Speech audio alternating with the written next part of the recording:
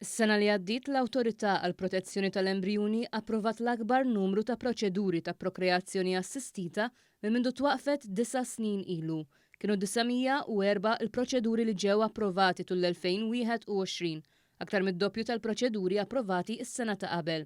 Saru kważi 200 ċiklu ta' IVF u aktar minn 120 ċiklu ta' IUI li flimkien irriżultaw f'57 tqala. Dan jirriżulta mir-rapport annwali tal-istess entità li tqiegħed fuq il-mejda tal-Kamra tad-Deputati mid-Deputat Prim Ministru u Ministru għas-Saħħa Chris Fern.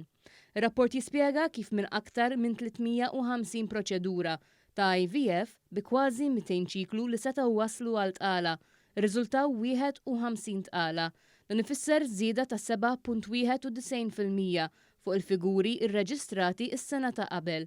Bekk ir-rata medja ta' trabi li twildu permezz tal-IVF Malta laħqet il-61.13%, jiġifieri żieda ta' 5.69% fuq is-sena ta' qabel. Madwar 70% nqabdu tqal mal-ewwel prova tal-IVF, kważi 20% laħqu dan lan mat-tieni prova, filwaqt l-10% l-oħra kienu suċċess mat-tielet jew ir-raba' prova. Fil-każ tal-IUI irriżultaw 6 każijiet ta' tqala, 2 minnhom b'riżultat ta' donatur tal-isperma.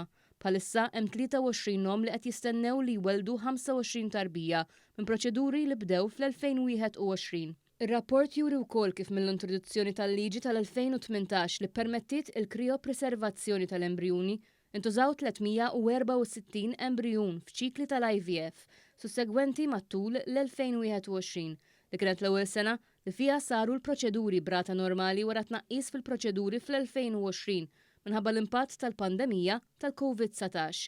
In-numri ppreżentati fir-rapport annwali tal-Awtorità għall Protezzjoni tal-Embrjuni juri li mitwaqqif tal-Awtorità fl-2013 sal-aħħar tal-2021 twildu kważi 420 tarbija, aktar minn 400 mill-IVF u 14 mill-IUI.